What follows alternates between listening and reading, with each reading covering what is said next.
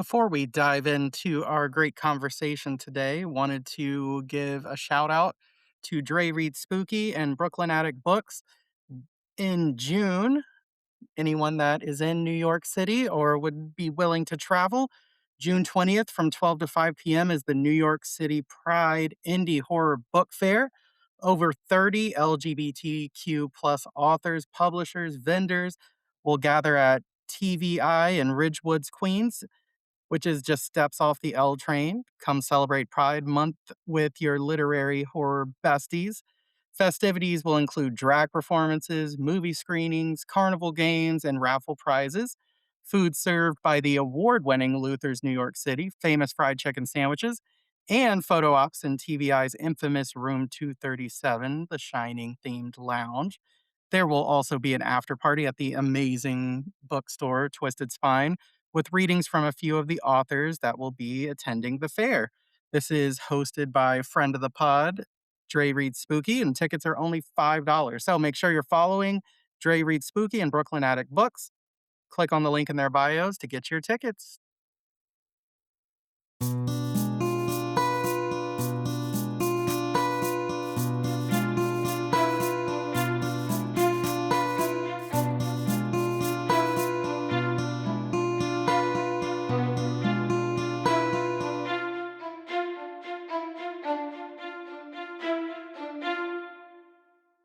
Welcome back to Horrifically Well Read, Bled, and Said. Today's guest, we will be talking to John Collins, the author of The Leeds Point Horror, a really great novella that came out last year. And June 2nd, his short story collection, Altars and Abandoned Houses, will be released. We had the joy of getting an advance copy and love this collection. So we are very excited. John, welcome. Thank you for having me. I'm so happy to hear that. I'm terrified it's coming out, but I'm excited too.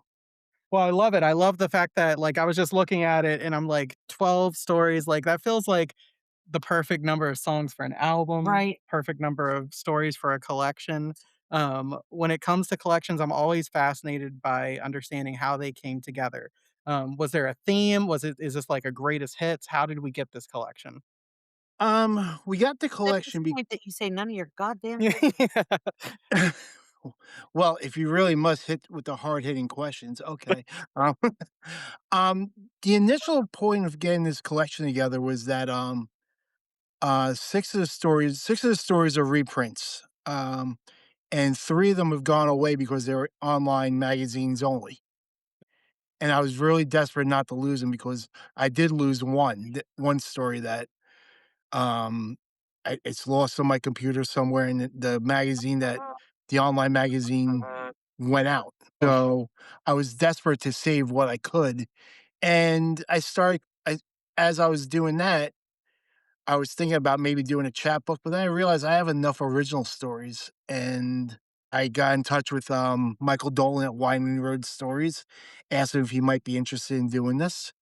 And he's like, "Well, put it together, let me read it, and get back to you." And he loved it, and here we are. The themes kind of came together unintentionally, but there is kind of a running theme through most of the stories in there. Well, I'm so glad that you took the initiative to ask and to put it together and that it was received well. It feels like to have a story lost like that it'd be like losing one of your children. It definitely sucked. Luckily, it was my least favorite of all those stories. Some love also for what Meg Ripley did your cover, right?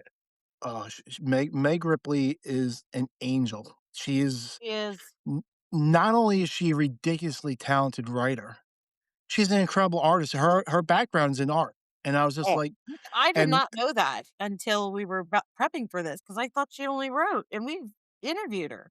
oh, yeah, and she's got her degrees are in all in art.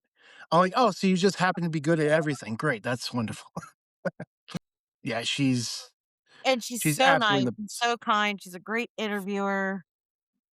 She's yeah. got yeah, and we are like I have Wood Feast ready to read, because we're gonna be talking to her again soon after talking about necrology, and, I absolutely love that book and can't wait to read that too, so that I was just excited to see, and this cover is just, like, perfect. Like, I love it. Did you did she read it and then come up with it? Did you guys, like, collaborate for that? How did that work out? Well, what happened was, I asked her if she wanted to read the stories, and at that point, the, stories were still being edited and all that, and she's like, "Well, is there a title story?" I'm like, "Well, kind of.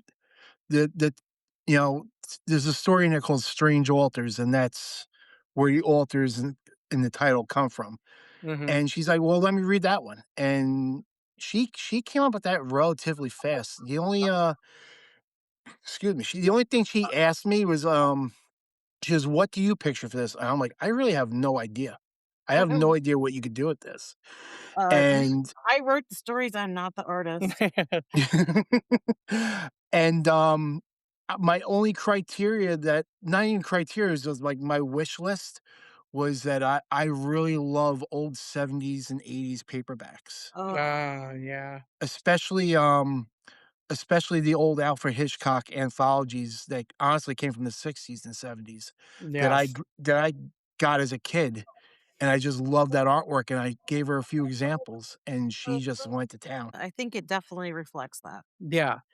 Absolutely, it's so evocative, and it's funny, like, to see that it comes from that story 'cause it fits a couple of stories almost, it feels like, too, which is really cool that, like, thematically, it kinda has a couple of different feels, um, and thinking about the story that starts it out, which, it starts it out with a bang, is a story called Along for the Ride, about a very disturbing, hearse ride on Halloween night, which what a perfect start for a collection, but then a perfect story. Like, this is the kind of story that, when friends are getting together and telling the scariest story they ever heard, like, this gave those vibes so well for me. And I just love this idea of the person having to deliver this very mysterious and creepy body that won't be, accepted until after midnight on Halloween, I'm like, "Yes, 100%, give me this story directly to my brain." A lot of these stories have a sort of like, even with modern things that are happening, they have this timeless feel to them,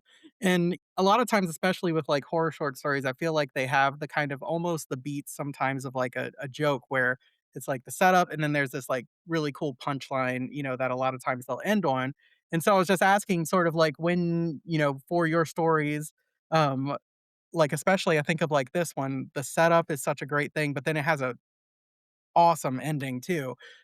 When you're coming up with a story, do you usually have one or the other first? Or is it kind of like, you get the idea and then you end up going where it goes? Um, it For the most part, everything I've written so far, everything that's been published at least, is always started with an image. Just Okay. and Yes. I grew up the street I grew up on had a funeral parlor right down at the end of the block, and a kid I went to school with, his family owned it. Nice.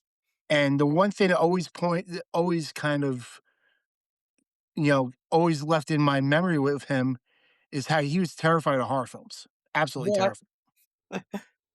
Ironic. And yeah, understandably so, but it was, the funeral parlor, didn't matter how old I was. When we walked by it at night, you couldn't help but just be a little like, and it wasn't a creepy looking place. It's a very modern looking building, still is. Yeah. But it was just you always just kind of like, okay. Yeah, it's kind of creepy. And for that story in particular, such a as you've read the collection, I'm a big proponent of Halloween to begin with. Oh, yeah. And, funeral home on Halloween is just Yep. it's just wonderful. Well, by trade, I'm a salesperson, and when I took a job about 10 years ago, I ended up with a funeral home client, Mhm. Okay. and I always had to go around to find the, owner and the director and meet with them, and the number of times that I've had to walk in and there's, like, a dead body with the casket open getting ready for a viewing to come in, it was disturbing to me. Yeah. Uh, Probably don't get used to that. it was like, Yeah.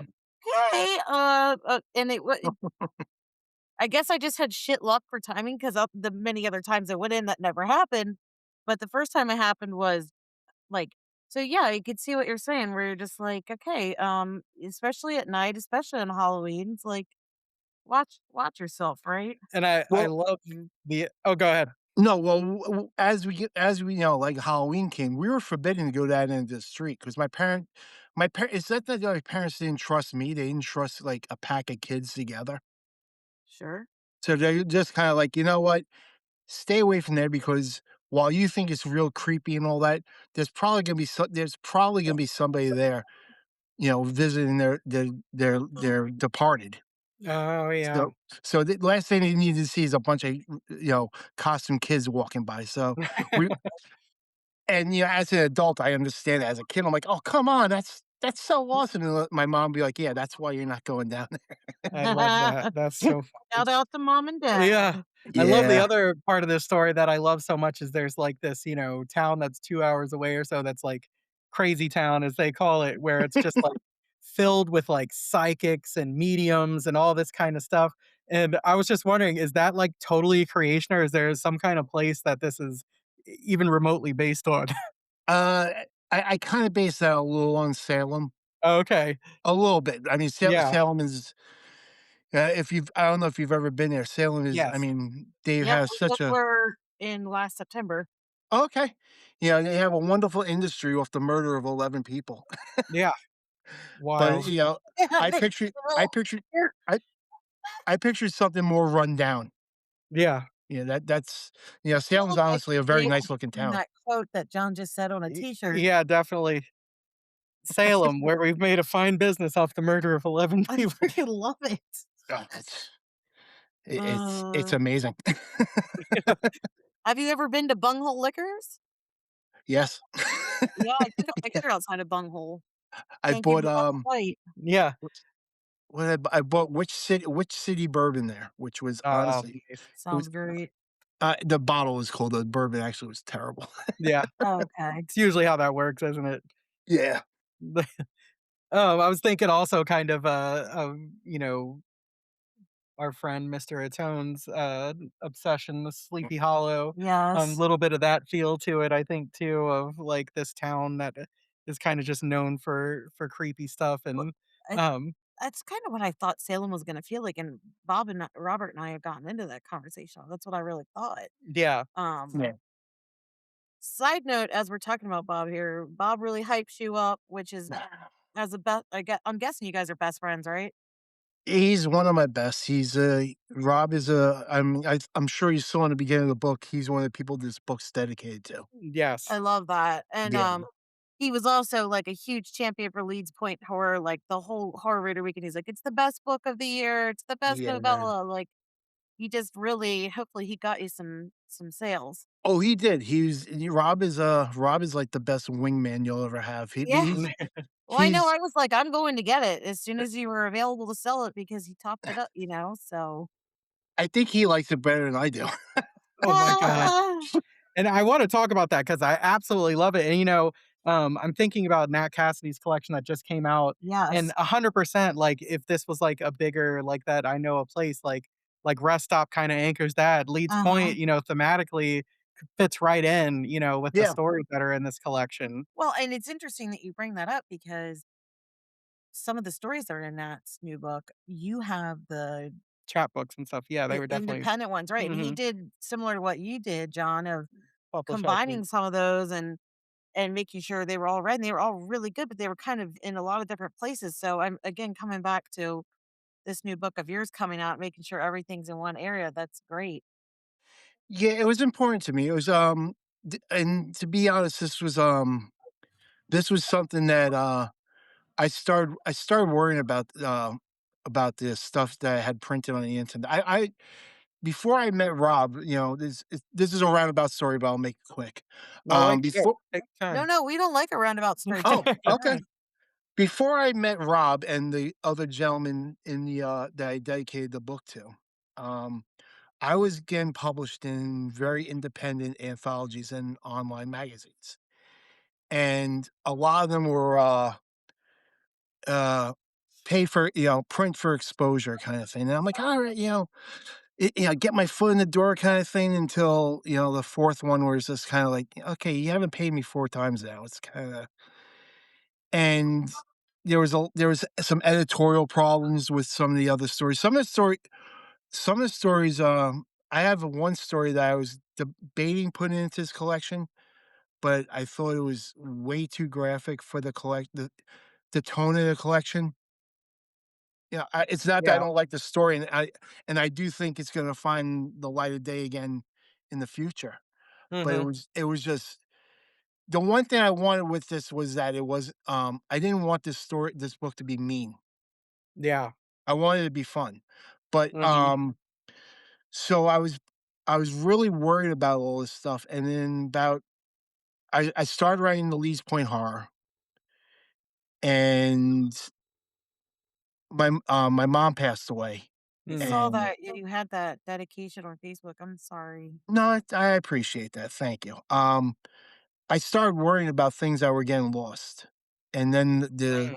the stories online, that's when I started looking into it, and then I discovered that one story is just gone, Yeah. but, I was publishing with all these, like, I don't wanna say fly by night publications, but more or less they did, like each one of them kinda did, like, 2 or 3 books and then they were gone kinda thing. Yeah. Okay. Like, if you go online, some of them are still available on Amazon, but Mhm. I don't know if I'd highly recommend them, to be quite honest. Yeah. Um, but then I met, Jim Chambers, Frank Michaels, Rob, and the rest of the guys in this writers group. Everyone's listed in there is this writers group, this critique group I belong to. And I was so worried about getting published that I wasn't really working on the craft more than I was working Right. on just getting something good enough out there.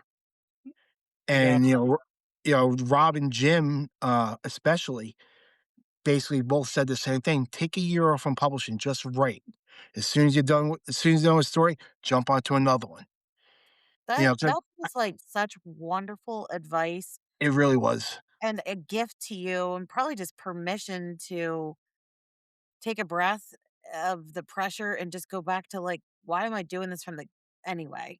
And the Yeah. support. I mean, what I said in that dedication is the truth. That book would not exist if I didn't meet those guys. That's amazing. Because I think I have a long way to go is growth. I think every writer continues to grow. I don't Right. wanna meet a wri I don't wanna read a writer that just churns out the same exact thing every time. Mhm. Yeah. Um, so but my growth from my first initial meeting with them to where I am now, I'll use their words, Jim Chambers told me I've increased tenfold. Yeah. And he's Oh, like, that's I awesome. yeah, it's so gratifying, but, I don't know if I just answered your question, No, I I think love you that. did. Yeah, when it comes to, like, just wanting to get better and, the way that I'm sure, knowing that, um, the way that these stories probably looked in their original form and the way they look now probably is a little bit different too, for the better as well.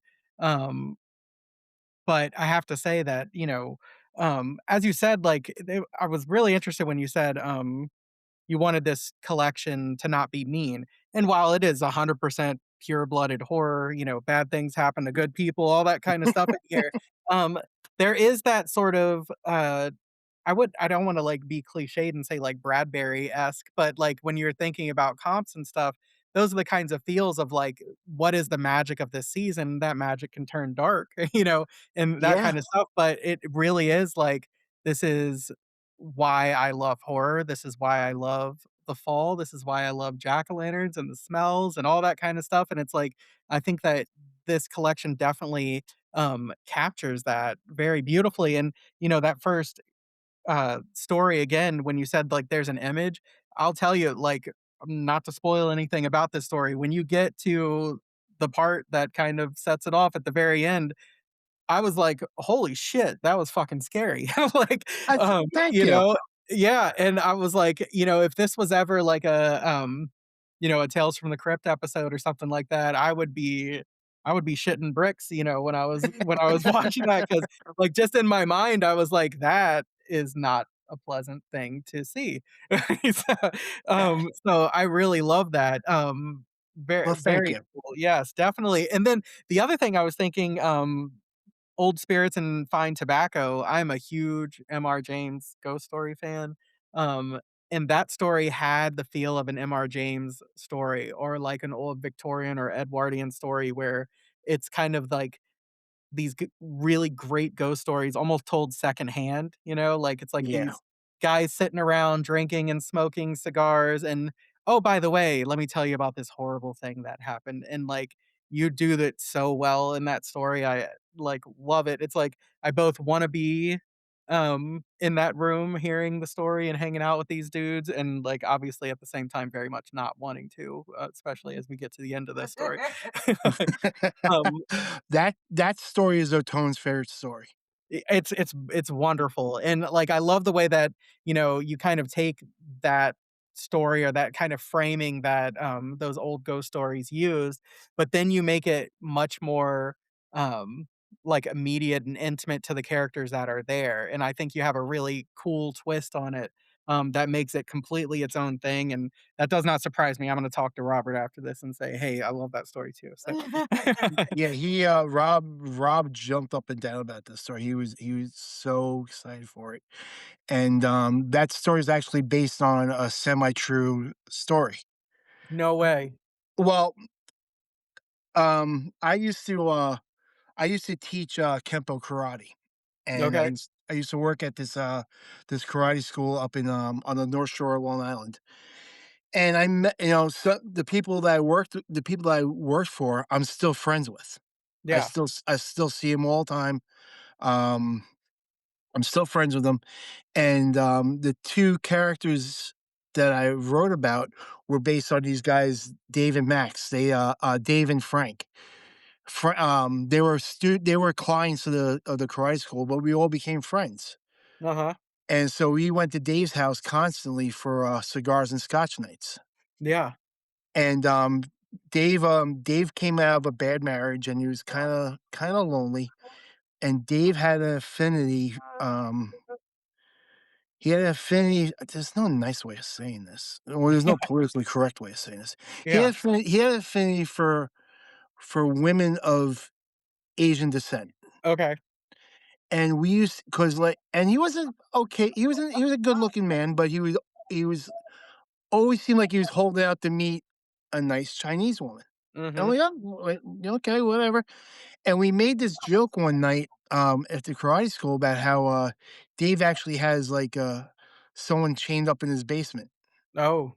So we went over there one night for cigars and scotch, Uh-huh. and, I'm sitting on his couch and, like, listening to Pink Floyd, The Wall, all talking, and all of a sudden, I just got this, like, my hairs on the back of my neck raised up, and I'm like and I looked at him, like and he was at this old farmhouse. I'm like, "There's somebody in the house." Ah. And they all stopped and looked at me like, "What?" And, like, "Okay, forget it, no worries." And then a few minutes go by, and I look up the stairs, and I see a shadow go by. I'm like, "There is somebody Yo. up here." And all of a sudden, Dave just gets up and runs upstairs, and me and my friend Frank are looking at each other like and we immediately started thinking about the conversation we had a few days ago at the karate school about how Dave had someone chained up in that house. And you're like, "Oh, shit." And then That's he so brought yeah, sweet. and then he brought down this Chinese woman. What? Well, she was still from, she was fr in her family's tradition, women don't socialize with men. Yeah, yeah, yeah. So she was just hanging upstairs watching TV. So you were thinking like, "What's going on Yeah. here?" And he's like, "Oh, no, And so she's and supposed to that's be here, don't worry." Like, yeah. he So knows then she's here willingly. Like, and so that turned into that story. well, yeah, that's like the moment the story starts, right? Where it's like they're sitting there and he's like, "Someone else is here." Like, that's such a cool jumping off point. It wa Crazy that your spidey sense went off when Yeah. I cannot explain it because that stuff doesn't happen to me. But, literally, the hairs on the back of my neck and my arms just stood straight up. I'm like, "What the hell?" Yeah. And then when I saw the shadow go by, I'm like, "Oh," I'm like, "Don't piss yourself, Jesus Christ." It was so Yeah, I could certainly understand that feeling. but, yeah, so cigar old spirits, fine tobacco. That's funny though, so, like, did you read any of those, like, the Henry James, M.R. James, any of those, like, ghost stories? Like, or is it? Because like, I'm thinking it's, like, inspired by that, and here it is, it's inspired by something that actually happened No, to you. no, they were definitely inspired by it. I w I was like a 50% student in high school. Like, Uh-huh. English and social studies fascinated me, math and science, I had no interest in, Yeah. and I had wonderful English teachers that would just give us just the greatest we read M.R. James, we read Poe, we read Lovecraft, and so I reacquainted myself with them years later and just Uh-huh. still like, wow, these are still they work so well. Yeah. No, I But, think, like, Poe, a lot of times you'll read, but that's pretty cool to have teachers that taught M.R. James and Lovecraft, like, I you sure don't hear didn't that have very those. often, yeah. Sure didn't. the Lovecraft most of the class, and I'll be honest, myself included, she taught, Call of Cthulhu, and I have to Uh-huh. be honest, a lot of it was lost on me. I was like, "Wow." Yeah. Because they also have to spend a lot of time on something so short. Yeah. So you kinda I if I were to pick up, like, I have a really nice, collection of, Lovecraft stories from Barnes& and Noble on my bookshelf. Uh-huh. If I were to interrupt reading Call of Cthulhu, I'd have to start over because I as far as I'm concerned, that's meant as a one-shot thing. Yeah. When you stretch it out over a week, it's kinda like it loses its magic. Yeah, definitely. I think, that there's a very, like, feverish, um, thing to Lovecraft, and to spread that out, I think Yeah. definitely dilutes some of the power for it, yeah. Um, I only got to read Beowulf and, like, Canterbury Tales. oh I my, I'm don't sorry. we didn't read anything modern Yeah. or, like, ish, you know? Well, yeah. Yeah, Well, that's I kept getting in trouble for school because I'd be reading what I wanna read instead of the class assignments. yeah. So, like, I got caught reading Off Season in 7th grade, Off Season by Jack Ketchum in 7th grade, and I ended up getting suspended from school for a week for reading pornography, basically. If they read, like, a couple of pages, yeah, Jack Well, Ketchum's not for the faint of heart, for I sure. mean, have you ever read Off Season? Yes, yes. Okay. Well, the part well, it's 40 years old, we can spoil it, screw it. Yeah. Um, the part where who you think is the main character is having sex with her boyfriend right as the, cannibals attack, Yep. that's the part I was reading, Oh my. and all of a sudden, he just popped because we were supposed to be reading The Outsiders, which to Right. me was And then most bo S.E. Hinton. They're Yep. pretty similar books, honestly. No. And, but my copy of The Outsiders kept falling apart, but I found out that the cover fit perfectly over Off Season. So I would sit there reading Off Season the entire time that they were reading The Outsiders, and I read The Outsiders, it didn't do anything for me, but I read it, Mhm. and he read out loud to the class that part, and I No! yeah, and I was just like, "Oh, no." You're like, "I just started packing my shit up because I knew I was getting asked to leave." New core My memory. mother was livid, like, "You suspended him for reading a book? He was reading pornography," and she looked at him, and she's just like and she just looked at the dean like, "Are you out of your mind?" Yeah. But it stuck. Well, Ketchum didn't like that at all. I told him about that 10 years later, and he was just like, "What? What?" And he freaked out. Oh, It's no. yeah. What a cool, like, the fact that you could tell that 10 years later. Yeah, he was really I mean, I met him probably a dozen times since that one meeting, and he could never remember my name, but he always remember he goes, "You're the guy who got suspended from school." I'm like, "Yep, that's me." amazing. I love that. Shout out to mom for being That's what I was gonna say, like a yeah. OG of being like, "My son is Uh, reading." Yeah. It's like that scene from, what's the No Crying in Baseball? League of Yeah, Their Own. and oh, she yeah. won't read, and she's like she gives him the pornography-laden book, and all of a Now sudden that's pornography. No, yeah, no. but I'm saying all of a sudden he's like, "I'm very interested in this." Like, "You let him read this?" Like, "He's reading, let him Yeah. read." That well, Love it. that was like not only my mom, but my grandmother's 'cause, like, I mentioned before, like, the Alfred Hitchcock, collections. Yeah. That was my Christmas present every year from my father's mother. Oh, She would get us some kinda clothing and, like, for because she had a bunch of grandkids, so she was like 2 presents for each grandkid. One was, yeah. a bunch of clothing, and then the other was something that entertainment. I always got an Alfred Hitchcock collection, and, Awesome. she liked mysteries. She was like an Ed McBain, type reader, but she was just happy I was reading, and that's what started my love for horror fiction. Because I read, Yeah. Yours truly, Jack the Ripper by Robert Bloch in one of those, and I was just that was it. I was between that and horror films, I was on my way. Yeah, that's funny. My father's mother was very similar where she was a huge reader, but like mystery and spy novels and stuff like that. But her whole basement was just books. And like for every book, she would like kind of have a little note card in there of what she thought about it Yep. afterward. And for some reason, I don't know where, how, whatever it was, but someone somewhere had convinced her to get Clive Barker. It was I think it was Cabal, the short story collection. Um, and I was always really impressed because I opened it up and she had a note card that was like, "Really good writing, a little bloody for me." I was Aw. and I was like, "Aw, Meemaw." I was like, "That That's is." awesome. I'm sure Clive Barker would be very happy about that because, like, she read so much and, like, I really expected her to be like, "This is disgusting, I quit after the first, story," or something like that, so when she had that and I was like, "It doesn't look like you like this, can I have this book?" You know? And she was like, "Oh, please take it," you know?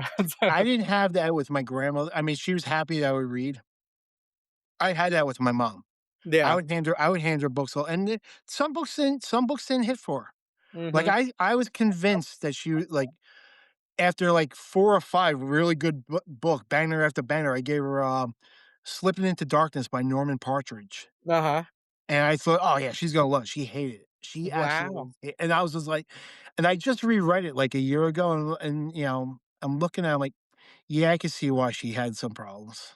You know, from her point of view, I still like the Yeah, book, yeah. but from her point of view, I kinda got it, but, yeah, I would bounce books off of her all the time, and she always tried to push off Dean Koontz onto me, which didn't really stick with me, but Yeah, he was my, like, gateway drug in, like, 6th grade-ish, 5th, 6th grade and stuff like that, and then I think, like, after I started reading others and went back to read, like, a newer book, I was like, "Oh, this doesn't." well, hi You his know? first his early like, I shouldn't say early run, but, like, his run through the '80s, Yeah. he was putting out bangers. What was it? Phantoms, Phantoms, Watchers, Watchers, yeah, yeah, Hideaway. Whispers, Yep. he was putting out some great stuff, but Mhm. then I started noticing there's a golden retriever in every book. Everyone. Yep. I Nothing against golden also retrievers. the other thing that cracked me up with him is, like, I thought the Book of Counted Sorrows was, like, this real thing, not realizing that was just bad poetry he had written. Uh, So I was like, because I was looking it up one day, and I'm like, "Wait, this is him," like, so which, yeah. yeah, it cracked me up. But I think he turned a lot of people onto horror, so I will Oh, always absolutely. respect him for sure, but and, as terrible as every movie made about his work is, he does have a few really, really classic sort of '80s Oh, horror. absolutely. I mean, I just went back and, I listened to the audiobook of, Night Chills, Oh, yeah. and I was like, God damn, I forgot how good this story is." Yeah. And what He was it, was The Funhouse? Like, I think that was a pseudonym that was originally, like, re eventually they re-released it under his name, yeah. but, Yeah, like, that was a mean, nasty little book too, which I enjoyed it was meaner in the movie. a lot, yeah. The movie's kinda to be honest, I love the movie 'cause the carnival aspect of it, Yep. but it's a fairly tame movie. Mhm. But, that book was like, "Oof, okay." Yeah, And he definitely definitely. didn't had a thing against Satanists, I have to say. Satanists caused a lot of problems in his books. Yep. Servants of Twilight, yep. Yep. Definitely, that's awesome. And, what one thing in, it's kinda the least point horror, even though it's not an abandoned place like the carnival, it has a the same feel almost of a place that is, it's like this Yeah, temporary kind of area. There's a few stories that are like the abandoned places, like the, um strange altars, but then the mortar that binds us is despair, and even, like Black Coat, have those feelings of, like, these places you're not supposed to be and, are kind of run down and stuff like that, and how, scary, like, they can be.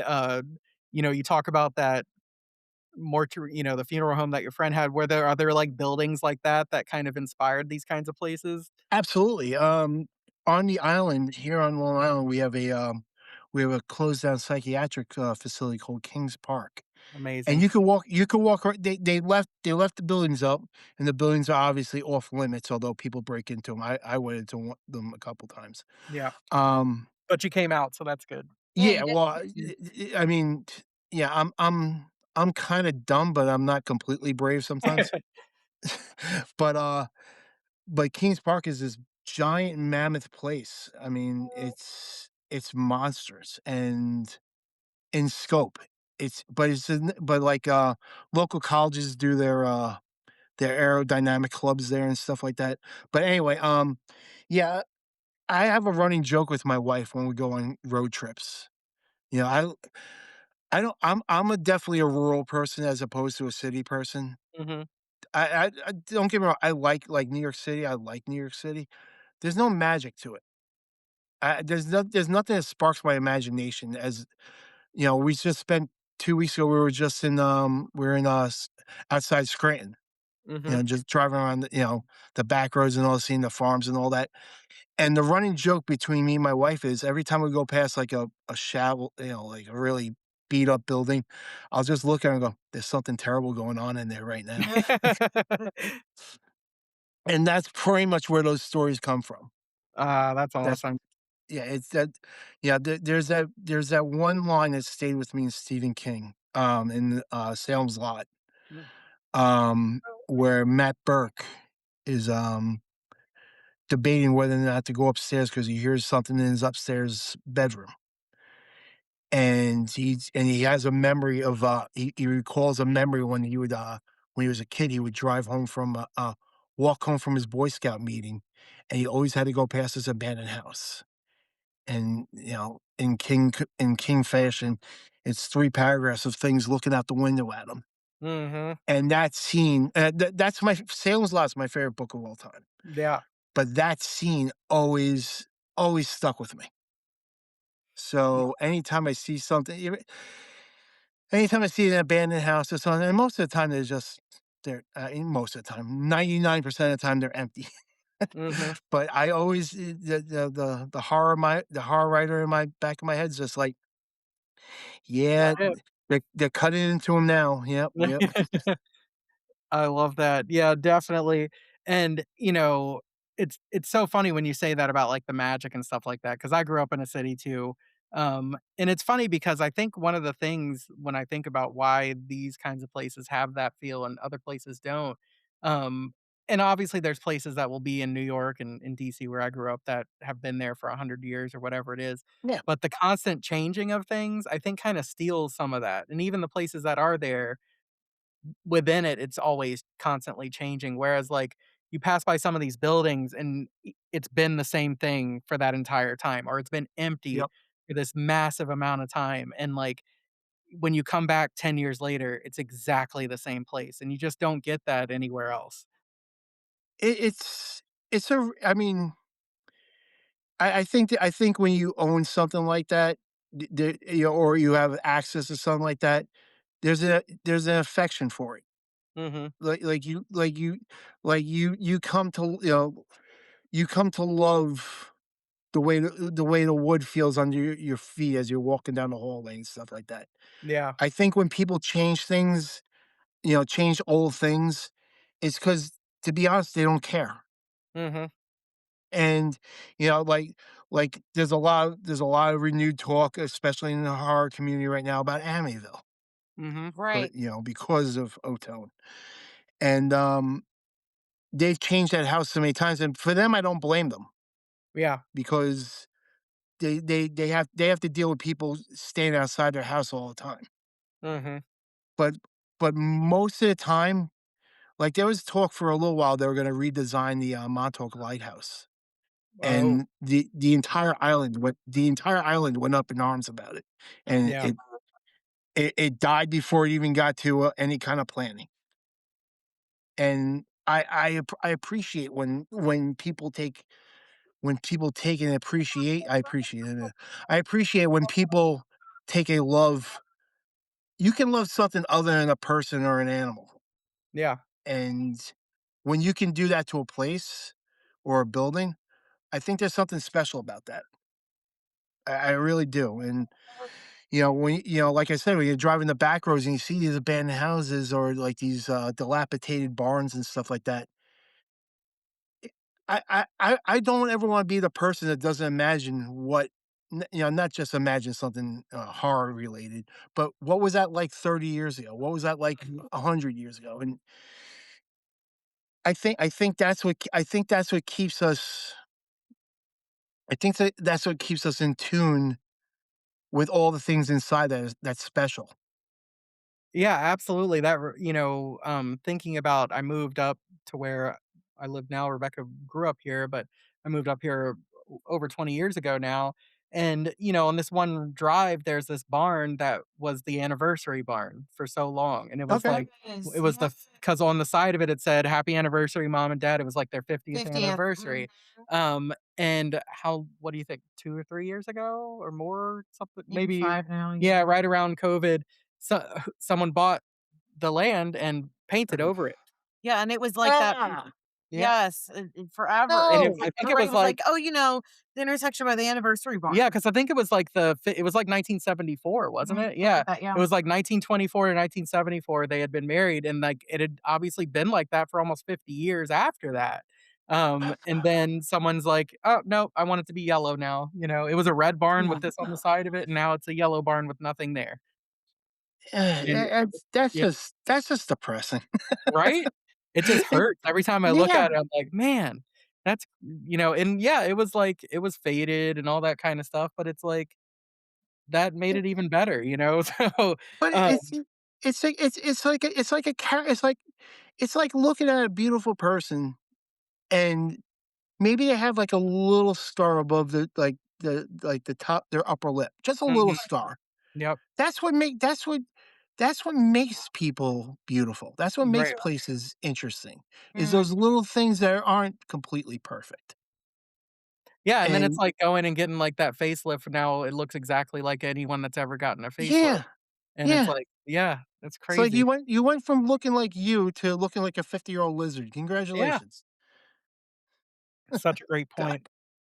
I And agree with that. Mhm. and speaking of 50-year-old lizards or, people that are, maybe older and that kinda stuff. I think that The Lovers is such an Uh, excellent story, and, like, I hope this isn't too spoilery, your take on some sort of immortal being, you know? Um, like, the ins and outs of what happened in that story is awesome, and, like, thank you. I at no point was I was like, "Okay, something's about to happen," but at no point did I guess what exactly was gonna happen and how it did. Um, but I just have to know, like, where that story came from.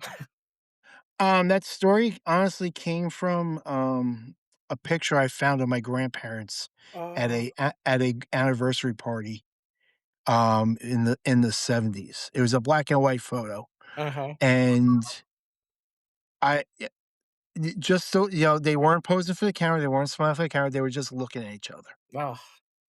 And my grandparents I was blessed with 3 wonderful grandparents. I didn't know my grandfather on my father's side, Mhm. but, I was blessed with 3 wonderful grandparents, and my grandmother and grandfather on my mother's side were so devoted to each other. And I just kinda made a passing joke about this picture, I believe to my aunt. I'm like, "I think if the building burnt down behind them, they would not have noticed in that moment." Mm. And and they, I think the other part of the story came from honestly missing them. Yeah. I think they're 2 kind of people that A big influence for that story was the movie Somewhere in Time, Yeah. the Christopher Reeve, the Richard Mhm. Matheson based Yep. story. Um, and that's a movie that never fails to make me cry, so therefore I don't Y watch it. Yep. Yep. But, I just, that picture started that, and to be honest, it was a lot bloodier when I first wrote it. It was a lot bloodier. It's a story that's strange because 'cause I'm like, "Okay, how is this both beautiful and so disturbing at the same time?" Thank you. Yeah. Thank um, I have to give credit to Chris Ryan of, Soul Scream Anthology because he wanted to do a collection of, an anthology of, romantic horror stories. I'm like, "Well, I think Uh, I have something for you because I wrote that with just wrote it, didn't write for any call or anything like that, and I gave it to him, and he goes, "I like it, but I want something that's more PG-13. This is not PG-13." mhm. And he gave me some suggestions. He's a wonderful editor, and I'm like, "Damn, it's stronger now than it was before." It was it was honestly a great lesson for me because, sometimes, it's easy to say, and you're a writer, so I'm sure you know this. It's Mhm. easier to say something than to actually practice it. Yeah. And, it's like if you bring like if you say like the average person, the Texas Chainsaw Massacre, "Oh, that movie's so bloody," when in reality Yep. there's no blood in the movie at all. Right. But it's as strong a movie as you're gonna find. Mhm. And Absolutely. and we're saying it, but to put that into practice, especially if you're still learning your craft, which I am, it was a challenge, but god damn it, I love that story so much. Yeah, no, and, I can see that if things were more explicit, like, originally, it is kind of sometimes in a lot of things, it's the what you kind of put in your own head and think about what is probably happening, um, inside that diner, Yeah, that you don't explicitly hear about that makes it even more like, you're like, "Oh, man, that's tough." I guess so, n I agree. um, yeah, definitely. And you had kinda said before also that, Halloween Candy was one of those that almost was lost, and that would be a tragedy. That is speaking of tragedy, that's a very, like, tragic story. Was there, like I kind of hope not, but, like, was there any basis in reality from that story? I think it's one of those things that, you always there's obviously sad stories of, children going missing, all that kind of stuff that it could come from, but the way that you tell it, very tastefully, very like, it's disturbing and it's sad, um, but really gets to the heart of like the emotions, not just of the persons involved, but the way that it kind of like infects or like affects this whole, development and everything. It's a really powerful story. Thank you. I think that story initially came from my love for Ben Cooper Halloween costumes. Yes. It came from that, and even though those costumes were probably, very dangerous, they're probably not flame resistant. Yeah, and the Uh, microplastics that are seeping into yeah, everyone from the yeah. but they were neat. They were really neat, and I always had, I always that and, it came from that and, my love for the Family Opera, the original Lon Chaney one, Ah, very because, he had to go out in public in masks mhm, to move around public. yeah, So it started like what's behind the mask, that kind of thing mhm, I mean, I think a running not a completely running theme through the entire collection, but through most of the stories is grief and loss. yeah, And, unfortunately, I've I've seen the receiving end of when a parent loses a child, mhm, when a child loses a parent, or you just lose somebody close. And I try to write my way out of it, and when I started writing that story, it just naturally felt like I needed it initially was gonna be like it was initially gonna be something like along the lines of, like, scarred children coming back to a neighborhood that, like, forgotten them. Mm. And I thought about it and thought about it, and I was like, "I don't wanna write that." I don't wanna I don't I it just it felt too cruel, and then my Yeah. mindset at that time, I just didn't wanna I mean, not that what I did is, you know, fun loving, but I thought I can make what it turned into. I thought I could make that work better. Yeah, I think it's grounded in a lot more emotional truth, what you have in the story. Yeah, that's what the one thing, I mean, the one thing, as a parent myself, I can imagine a million things happen to me. I Yep. can't imagine I can't imagine something happens to my kids. And my stepson's 32, 33. Mhm. My stepdaughter is 28 or turning 28 in, like, 2 weeks. Yep. They're adults. They have their own lives. It doesn't matter. I'm still the guy they call. Yep. I'm still and I'll be that when I'm in my 70s, and they're in their 50s. It's Yep. just like it will. You know, I said to somebody today, a coworker, I'm like, it doesn't matter if your mom's 90 years old, she's still mom. It doesn't Mhm. matter. Yep. And I just couldn't imagine that. So that's where that story worked its way out of. It's yeah, it's but like I said, it kind of contradicts what I said before about I want this to be fun. Because on the surface, I swear, people, if you're listening to this, it's fun. Buy it. No, I mean, it's such a cool story, and, like, honestly, like, I love this idea of this development where everyone makes candy specifically for the kids there, like these homemade candies and stuff. Because, like, obviously my mind as this story starts, as she's making these candies, it goes to the razors and the candy and all these, like, Yeah. Yeah. terrible things, but, like, it really is this kind of, like, amazing, beautiful thing that this neighborhood does, like, with these, with their names on it and everything. I'm like, "How what a magical childhood that would be to live in a place like It'd be that." so nice. I mean, Yeah. it's changed even now where people take uh, like the wagons and they'll fill it with beer and just like Yeah. pass it out as you're Oh, yeah, trick like it becomes a real, Yeah, like, and that's nice. community And I'm like, event, oh, it'd be yeah, nice to have the or candy the too. ones that do hot dogs and, like, Right. different things, but yeah, no, that is such a cool thing. Had you heard that, like, actually happening somewhere, or was that just totally like, "Oh, that would be." Um, I read something similar to it, but not exactly that. There's this book called Death Makes a Holiday by David Skal, Okay. Skal. I think they retitled it, but it was a cultural history of Halloween. Oh, okay. And where the legend for, checking kids' candy. Yeah. Like, that is truly an urban legend. Mhm. What one kid was poisoned, Right. and that it turned out to be his father for an insurance scam. Yep. Mhm. Usually works that way, right? Yeah, I but, love how like it's like nowadays you're like, nobody's trying to give out free drugs. yeah, Yeah. like, exactly. I mean, come on, how much that stuff costs? Come on. But, Yeah. Even razor but, blades, like, "Well, I'm not spending that much money just to." Even razor blades. Hell, yeah, let's say even apples, right? Yeah, right. but try to convince somebody not to check their kids' candy. It's Yep. impossible. Yep. So it's just one of those things that we've accepted. But in this book, he was talking about like how communities like what they would try to ban Halloween, and that's what turned into Devil's Night, No. where kids are vandalizing things and breaking things. Retaliation So kinda, yeah.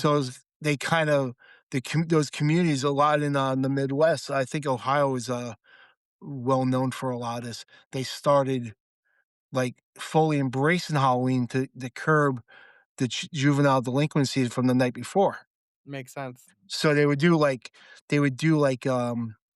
Halloween, that's where Halloween dances came from, and backyard like group parties and stuff like that came from. It's a fascinating book. I'd if you're interested in the holiday, I would definitely Yeah, recommend Yeah, it. I think that would be really cool. absolutely, we'll check that out for sure.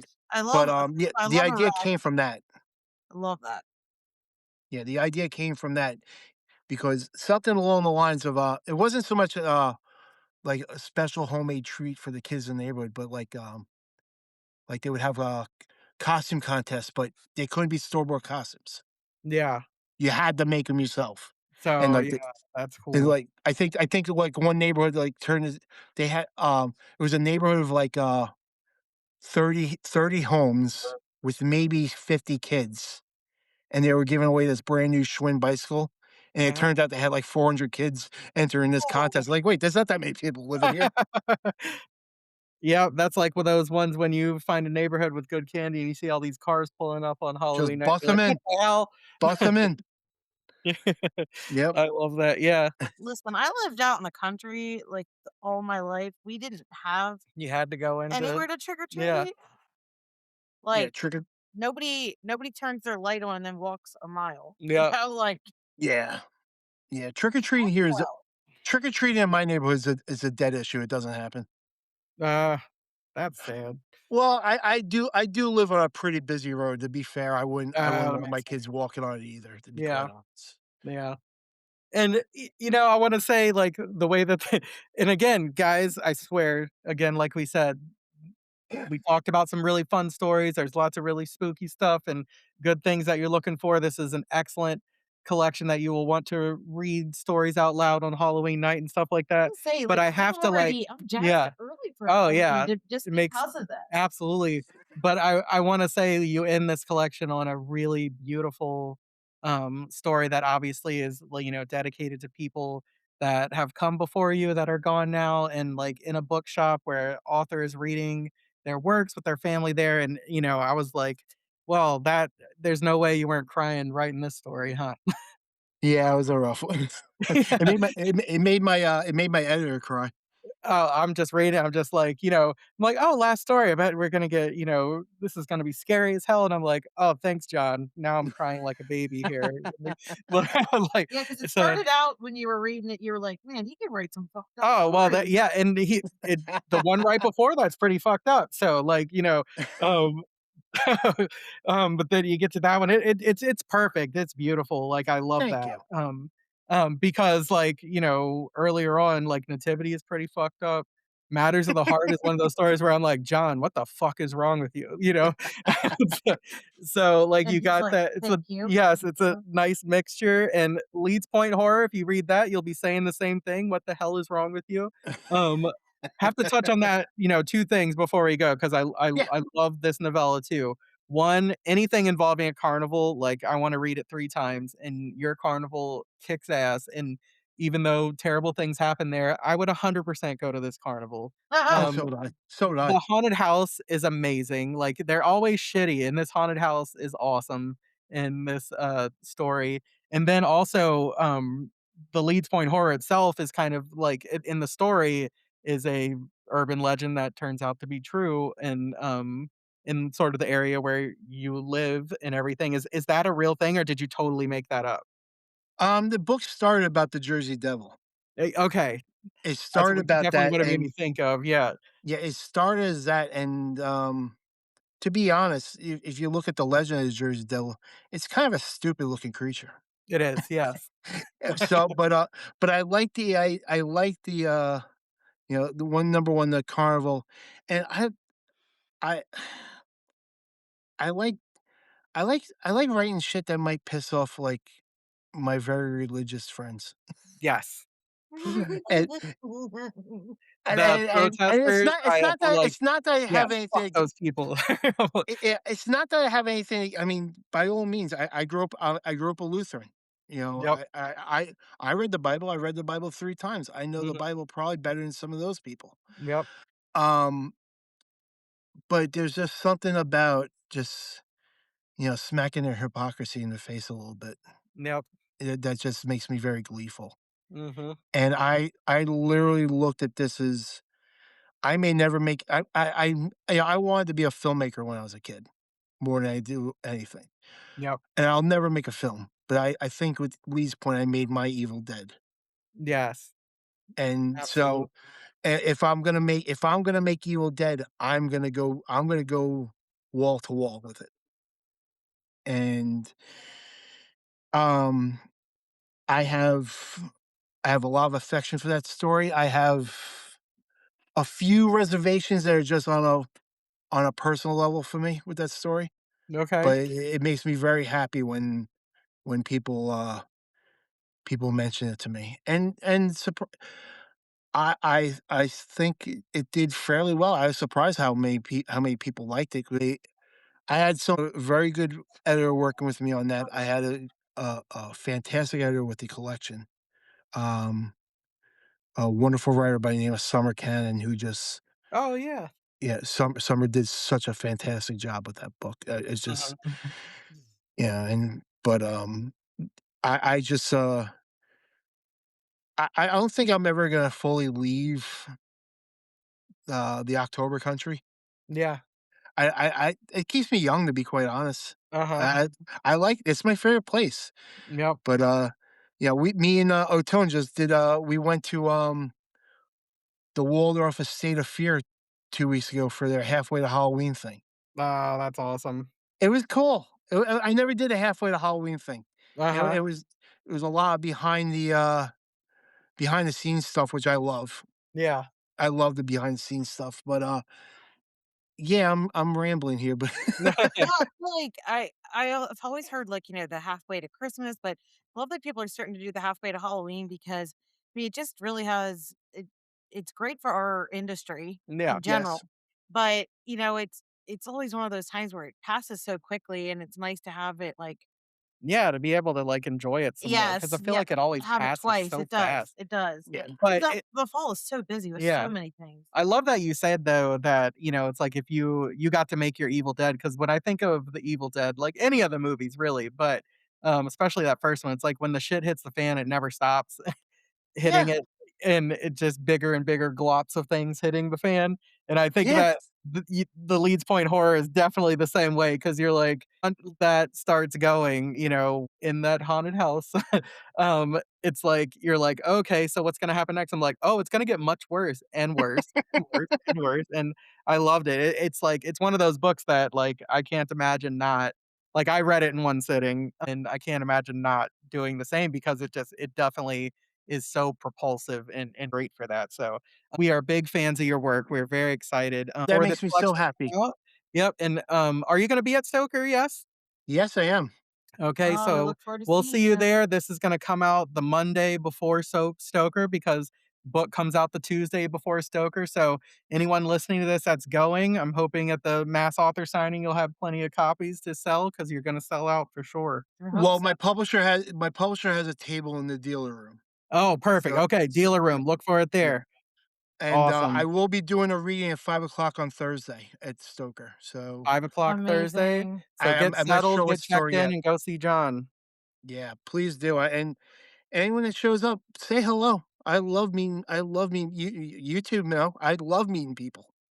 I Absolutely. I had such a wonderful conversation with you guys at Hard Odds. It We had was the one best of the time with you. We yeah, really did. it was one of the highlights of my weekend. Are you guys going in, November? Yes. What is it? Yes. 2 days registration comes, like, we're gonna do everything we can to be there for sure. Okay, just know Awesome. my whole heart is there. Like, that's the goal, John. Yep.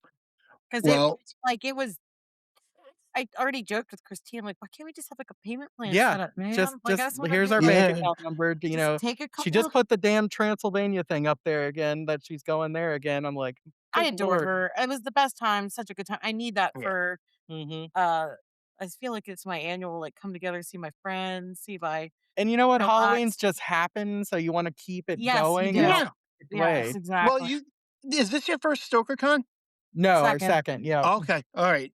Uh, so then you know, it's good to be with like-minded people who love the same things. Yes. It It really can is be because it can be very I'm Yeah. sure you guys go through this a little bit. You always have those friends like, "Oh, you're into that, huh?"